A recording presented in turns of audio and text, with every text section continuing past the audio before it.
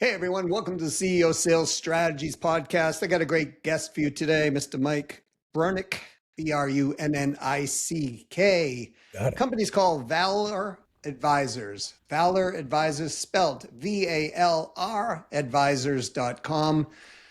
And we're going to talk about one of the things that every CEO wants more of, revenue. Constantly. This is the number one thing we'll hear over and over and over. I need new revenue. I need new revenue. But here's the thing. Many CEOs don't really have a good go-to-market strategy, or they're lacking in their go-to-market strategy. So, Mike, welcome to the CEO Sales Strategies Podcast. Doug, I am delighted to be here. Thank you for that introduction, and thanks for inviting me to be on the podcast. Oh, I'm so grateful you're here. I think if anyone can really add more value, you with your background can definitely add more value on how to grow revenue through, say, a go-to-market strategy. For some of these people who are thinking, well, what do they mean by go-to-market strategies? Yeah. You want to kind of fill them all in, please? Sure. So at VALR Advisors, we help small to mid-sized businesses grow their revenue and achieve their goals. Just a pretty simple mission statement. My team and I are all kind of former operators. I was a 3-time chief revenue officer and a chief customer officer. All the guys on my team are guys that represent the major disciplines of what we consider to be the go-to-market function. So product management and product marketing, pure marketing and all of its subdisciplines, sales and customer success and revenue operations. So that pile of sort of things together, the customer facing side of the business, we've got a great deal of experience in, and we meet customers and figure out what it is they need. A lot of them are launching new products. Some of them are just stuck. Some of them have transparency, visibility, or operational problems.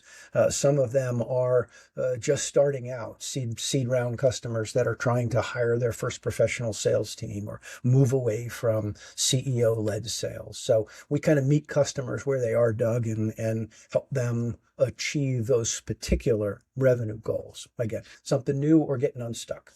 Yeah, and what are some of the common mistakes that you see people when they go to market, or they're trying to go to market with a particular thing? What are some of the mistakes you see, maybe even leadership teams are making, those people from the top? Yeah, I mean, the classic with my customers that are startup seed round, quite small and really getting started, the classic mistake they start with is they've got some really cool tech and they love their tech and they go to market as a technical company. So rather than talking to companies about the problems they can solve for them, they immediately start with this technical discussion about their capabilities, their products, and it really slows down the adoption because people can't imagine, no matter how cool the thing is you're describing, how it might help them. Yeah, I mean, that sounds like basic sales 101, really, Mike, when it comes down to me.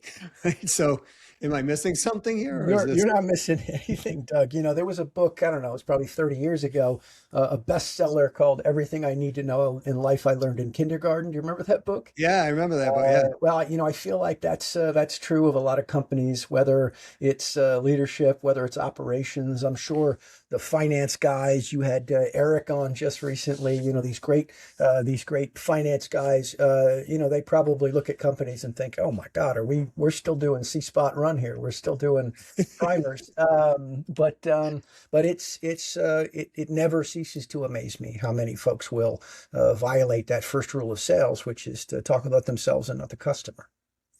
So that's interesting. And by the way, those of you who are like, who's C-spot run, I'm going to fill you in on this, because back when Mike and I were growing up, there was a children's books basically, and Spot was the dog. And when we were learning to read, it's basic C, Spot, run. Spot runs fast, right? And we were reading those books, and I see that mistake over and over, just as you were saying, Mike, where people are constantly focused on them themselves versus like, what are the needs of the market? And I see it translate into what I call the economic right fit buyer. So a lot of companies don't know who the actual economic right fit buyer is. They assume, then they come in and they start talking about exactly what you just said. Hey, let me tell you about why I'm great, why my company's great, why the product's great, and why you should have it, versus asking What are you looking for? Why do you want it? And what time frame are you looking for? What happens if it doesn't happen this way? And all these discovery questions. I'm super curious because you've been in multiple companies as CRO. Mhm. I mean, you served in the Marine Corps. I did. Uh, you know, I know from being in the military, wasn't in the Marine Corps, was in the Army, but I know they're clear on who their ideal right fit profile is, who they want to promote. Mhm. And those people who rise up to that get promoted in the military. That's been my experience, Sure. anyways. So, what happened along the way that human beings don't take the same understanding of their business when it goes to go to market strategies? Where is it broken down, or where is the stalled point there? Because it seems very logical when we talk about it. Yeah, I think it breaks down in a number of places. I mean, the first is, as I said before, tech companies that fall in love with their tech. It's a forgivable error, but it's so common as to be kind of prosaic. The other place it falls down is the assumption that if somebody's good at doing a thing, they'd be good at managing people doing that thing. It's the implication that, Michael Jordan, the best basketball player that ever lived, would be the greatest basketball coach that ever lived. And just wasn't, right? He wasn't even a very good owner. And so there's this fallacy that comes there as well, Doug. You mentioned promotions in the military, and that's why my brain went there, right? The guy who's the best machine gunner is not necessarily going to be the guy who's greatest at running a machine gun platoon. But companies make that error all the time. And so I think it breaks down in a lot of places, Doug, and a lot of places that we can fix pretty quickly. So then, if that's the case, how do we know, or how do we discern whether the company has let's say, a sales problem, a marketing problem, a strategy problem, or a people problem? Like, where do they start on that process?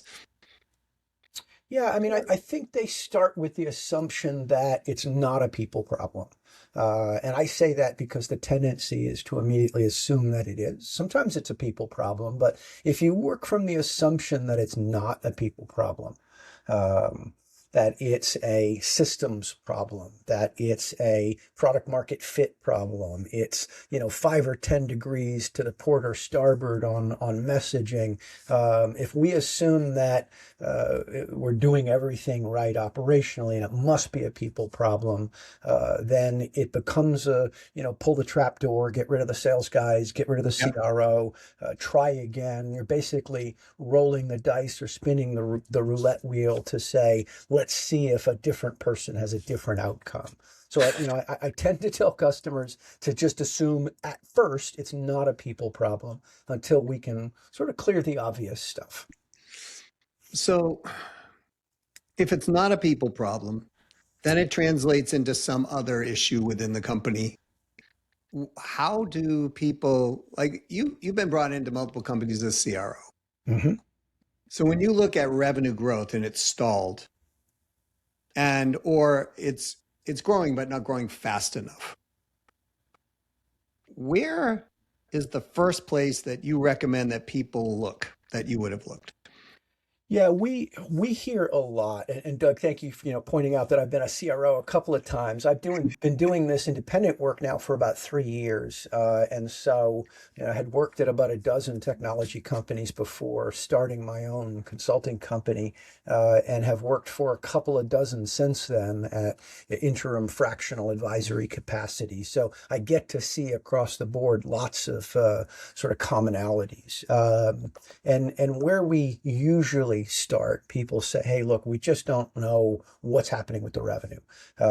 We have a transparency problem. It looks like we've got all this great top of funnel activity, and none of it seems to turn the corner and turn into revenue.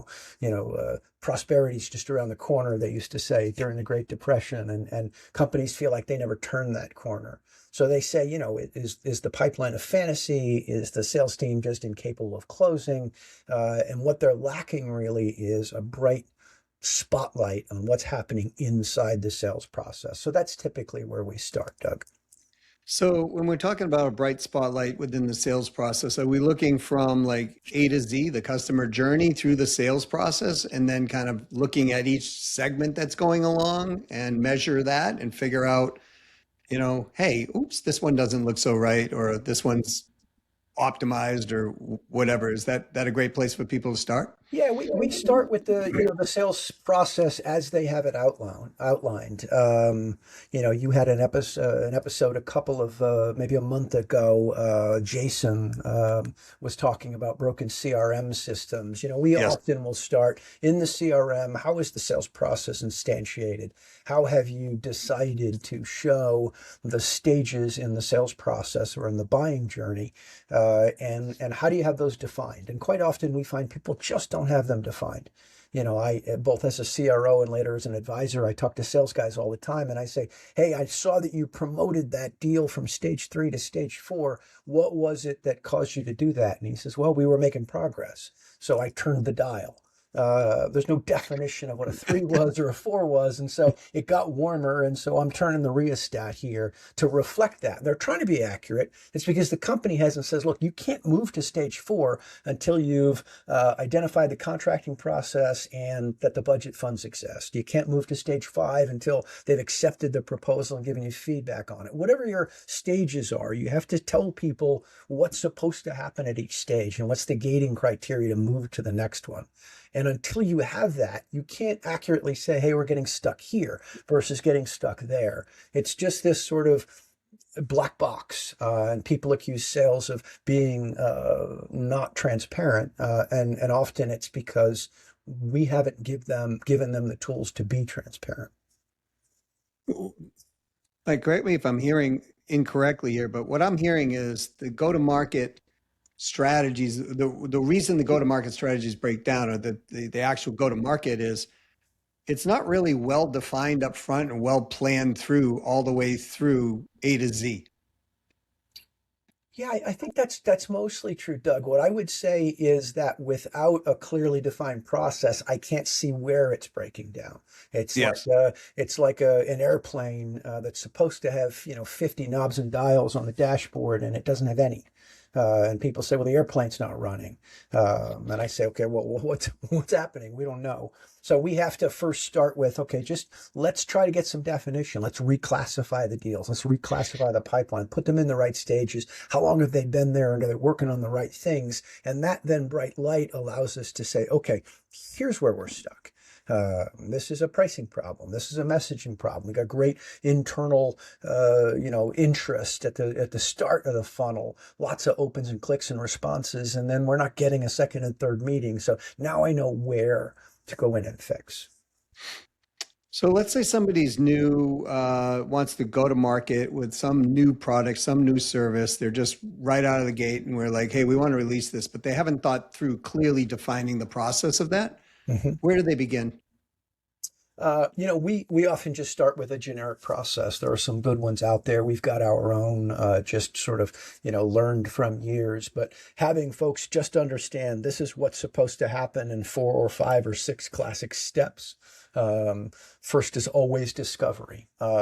So before you can talk about what you do, before you can demonstrate, before you can say anything, you've got to ask them what they're trying to do. You've got to figure out what their problems are, what their pain points are. So we first start with what are they trying to do? We then move to solution. So let me show you a little bit about what we do. And then the third is for bringing the stage 3 would be to bring those two things together. We've got them to describe the size and shape of their puzzle piece and the size and shape of our puzzle piece, and we're trying to see if these two things go together. Do I have a solution to the problem that they've outlined? And then we can start moving into proposals and budgets and contracts and all those things. But without those first 2 steps, or really that really strong first step of discovery, then you really don't have a sales process. So I guess we could say no pain, no gain, the old statement. Yeah. I've been doing this a long time, Doug. I spent 25 years in the technology industry, and I'm not sure I ever met a sales rep that said, "Man, I took too long at the beginning of the sales cycle. I shouldn't have wasted all that time asking questions." Yeah, yeah. I don't think I've ever heard that in tens of thousands of deals and billions of dollars in revenue. but I, almost every time they say, I went too fast. I went too fast at the beginning. I didn't ask good questions. And so we got to the middle of the sales cycle and I didn't have a clear idea of how they were going to measure success or who cared or who was funding this or what the impact would be if they didn't solve it or if they did solve it. We always start with just spend more time at the beginning, ask better questions. So impatience kills your go-to-market strategy, really, when it comes down to it. Yeah. I mean, we talk a lot about starting fast. And at VALR Advisors, we have this little tagline, start fast and stay focused. And the reason we talk about starting fast is because some of these things, enterprise sales is a great example, take a long time. Yeah. If done right, they take a long time. If you've got a 6 or 9 or 12 or 18-month sales cycle, it's like the two best times to plant a tree are 20 years ago and today.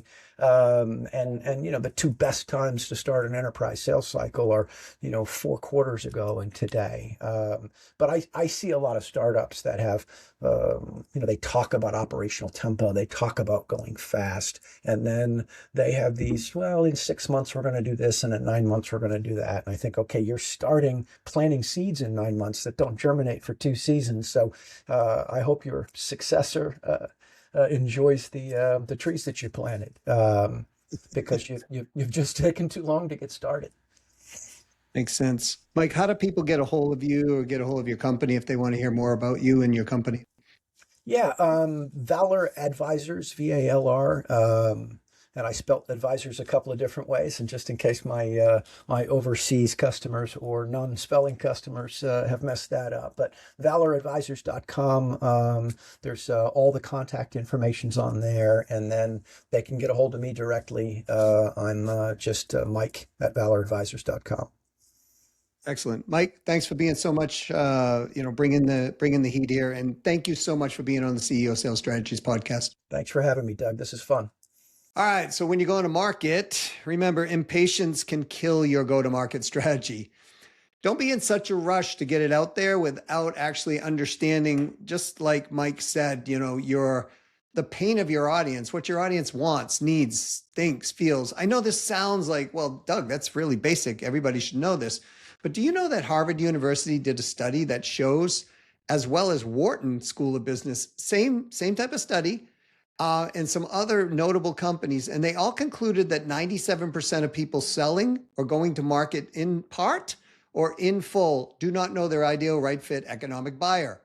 Think about this for a second. If you're so impatient and you're going to market, sometimes it works. Most times you don't hit the mark. And that costs you time, money, energy, maybe market share, all these things. And never mind the stress, right? Of having something where you just put out a ton of money, ton of energy, ton of effort, and it's not working for you. So take heed of what Mike said. Understand the problems, understand everything that your customer is looking for, and then develop your go-to-market strategy and don't be impatient about it. So if you like this episode, please give it a 5-star review. Be forever grateful. If you're looking to grow your operational profit in your company, if you're looking to grow your revenue, you're looking to fix the process in the company, scale your business up. Maybe you're thinking about exiting a couple of years down the line. Maybe you're not thinking about exiting, but you want more money now or more money later. Reach out to me at Doug at ceosalesstrategies.com. Let me know what you're looking for. Or call the company phone number 603-595-0303.